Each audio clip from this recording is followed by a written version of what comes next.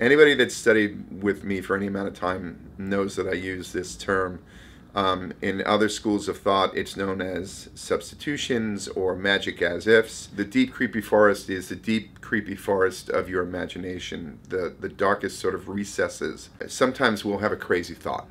You'll be... This is going to sound terrible. You'll be, by a subway, and you'll want to push somebody, or you'll think of pushing somebody. You'll see somebody that is just not dressed in anything approaching what is okay for society, and you'll just want to go up and like pants them or something.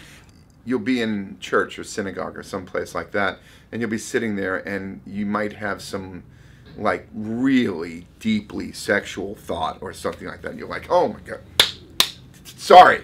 Most normal people have abnormal little moments of insanity. When they come up, you admonish yourself for it, and you say, I shouldn't be thinking like that. But as actors, we're not really normal people, because we spend a lifetime pretending to be other people.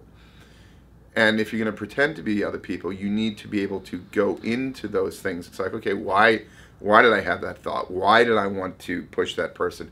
And not want to, but imagine for a second that you actually did.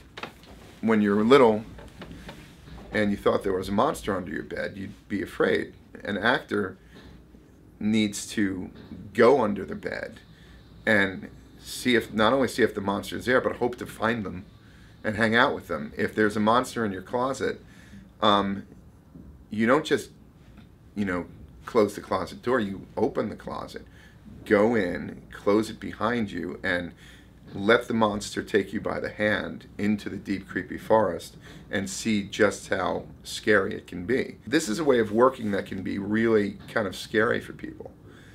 But if you're really going to hold a mirror up to nature, which is Hamlet's advice to the players, then you have to allow this stuff in, and you have to make the audience believe that you're actually experiencing it. Because if you're actually going through something and you can filter it through the aspect of the character that you're playing, then the two of you become one, and the audience buys it.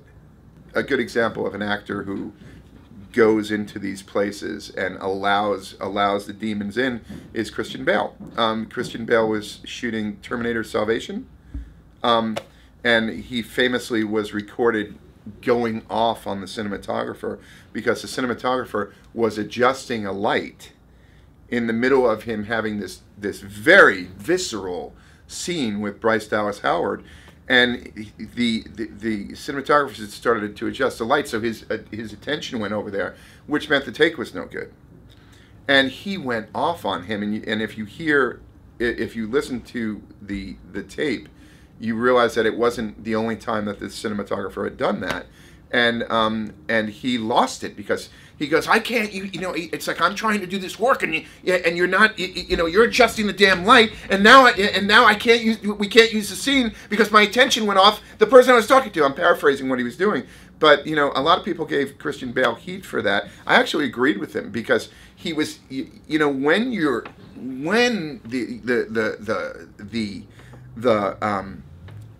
the furnace is stoked and it's burning like that, you finish it and it doesn't go away right away. You got to kind of breathe. It's almost like coming down from a temper tantrum. I mean, you need some time to decompress. And that's why he wanted to continue the scene, because he was already there. Right, because he goes, no, let's go again. And a lot of people make fun of him for that, but I was like, that's an example of somebody that was in the middle of the deep, creepy forest, and then somebody turned all the lights on and said, oh, we're going to take lunch now. You don't want to do that to an actor. And the actor that has committed, he's committed himself to a long walk in the deep, creepy forest with everything that's in there. Ghosts of Christmas past, things that come up from your childhood. These are all the tools that an actor uses. And if you mess with that, yeah, someone's going to lose their temper. I'd lose my temper if something like that happened. But you have to be willing to go there.